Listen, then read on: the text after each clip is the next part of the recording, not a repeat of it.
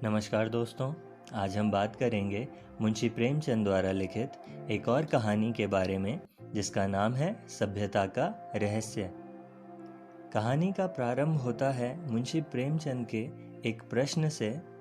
उनका प्रश्न है, सभ्य कौन है, असभ्य कौन है, सभ्यता के लक्षण क्या हैं। अगर कोट पतलून पहनना, टाई हैट लगाना, मेज पर खाना खाना, दिन में 13 बार कोको या चाय पीना, सिगार पीते हुए चलना सभ्यता है, तो जो सड़क पर शराब के नशे में चलते हैं उन गोरों को सभ्य कहा जा सकता है? कभी नहीं। अर्थात सभ्यता कोई और चीज़ है, उसका देह से इतना संबंध नहीं जितना मन से है। मेरे मित्रों में एक रतन किशोर उदार और शिक्षित व्यक्ति हैं जिनकी बहुत आमदनी है, फिर भी खर्च के लिए काफ़ी नहीं है। उनके वेतन का 1/4 बंगले पर ही भेंट हो जाता है, इसलिए हमेशा चिंतित रहते पर रिश्वत न लेते, लेकिन भत्ता बढ़ाने के लिए खूब दौरे करते हैं।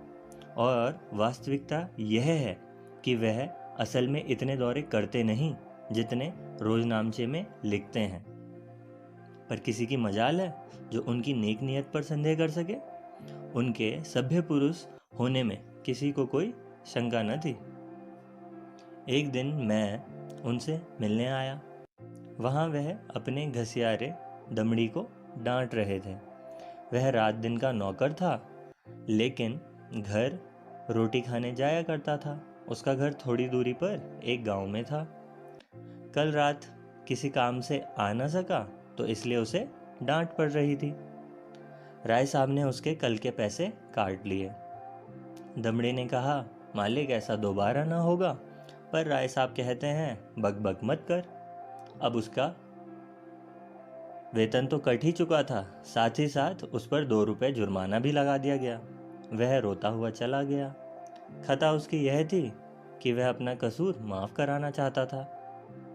बेचारा रात को यहाँ न सोया तो उसे दंड मिला, लेकिन राय साहब जैसे लोग घर बैठे भत्ते उड़ाते हैं, उनको कोई दंड नहीं देता।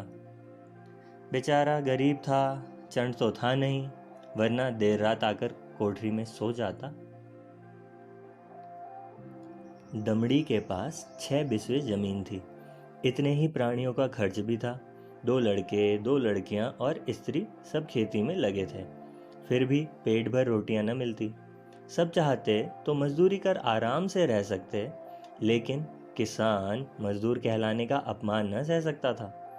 2 बैल बांधे थे और वेतन का बड़ा हिस्सा उसी में चला जाता था। अब सर्दी के दिन आए, दमड़ी कांप रहा था। राय साहब ने कहा, कपड़े क्यों नहीं ले लेता?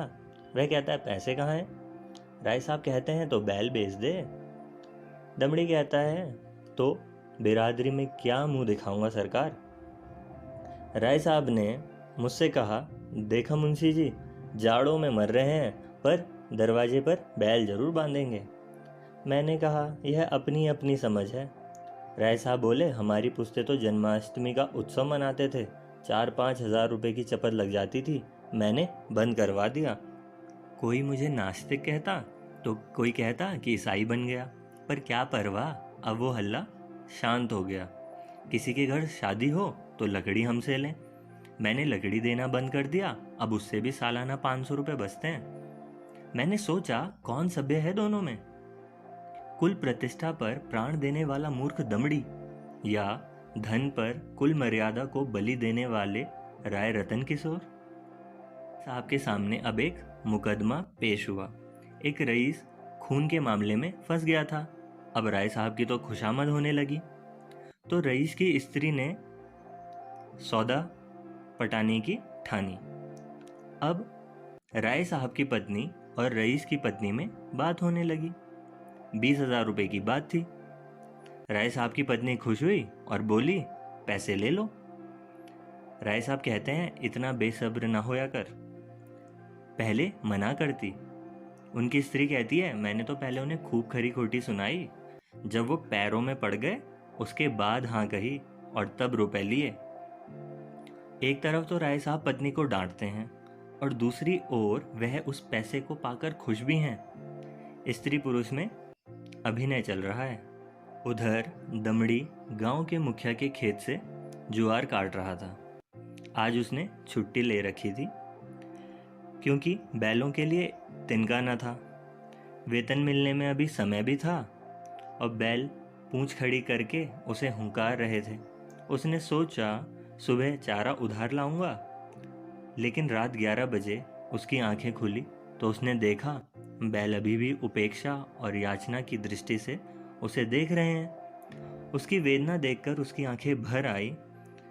वह उन्हें पशु नहीं मित्र मानता था। हंसिया लेकर चारे की फिक्र में घर से निकल गया। गांव के बाहर बाजरे और ज्वार के खेत थे। उसके हाथ कांप तो रहे थे, लेकिन बैलों की याद ने उसे उत्तेजित कर दिया। चाहता तो बहुत सारा काटता, लेकिन उतना ही चारा काटा जितना बैलों को रात के लिए काफी हो। सोचा कोई देख लेगा तो कहूंगा बैल भूखे थे। उसे विश्वास था थोड़े से चारे के लिए उसे कोई नहीं पकड़ सकता। अगर कोई कुछ करेगा तो दाम ले लेगा। गांव के लोग उसे चारा ले जाते देखकर बिगड़ते तो थे, लेकिन कोई भी उसे चोरी के इल्जाम में न फंसाता। लेकिन संयोग से थाने का सिपाही उधर से निकला। वह एक बनिया से जुआ होने की खबर पाकर कुछ ऐंठने आया हुआ था। उसे दमड़ी पर संदेह हुआ। डांट कर बोला, इतनी रात कौन चारा काटता है? हो ना हो कोई चोरी कर रहा है। दमड़ी ने पुलिस के सिपाही को देखा तो उसके हाथ पांव फूल गए। कांपते हुए बोला, हुजूर थोड़ा सा काट लिया। सिपाही ने पूछा, किसका खेत है? दमड़ी ने कहा, बलदेव महतो का। सिपाही ने समझा अब तो शिकार फंसा, इससे कुछ ऐंठूंगा। पर जब कुछ ना मिला तो उसे थाने ले गया और उसका चालान कर दिया। अब जो मुकदमा है वो पहुंचा राय साहब के पास। राय साहब ने दमड़ी को फंसे देखा तो हमदर्दी के बदले कठोरता से काम लिया। कहा, यह तो मेरी बदनामी की बात है। तेरा क्या 6 महीने की सजा होगी और बच जाएगा, पर मेरा क्या? सारी शर्मिंदगी तो मुझे झेलनी पड़ेगी। लोग कहेंगे राय साहब के आदमी बदमाश हैं, चोर हैं। तू मेरा नौकर ना होता तो तुझे हल्की सजा देता, पर अब तुझे कड़ी सजा दूंगा। मैं यह नहीं सुन सकता कि कोई कहे कि राय साहब ने अपने नौकर के साथ रियायत की।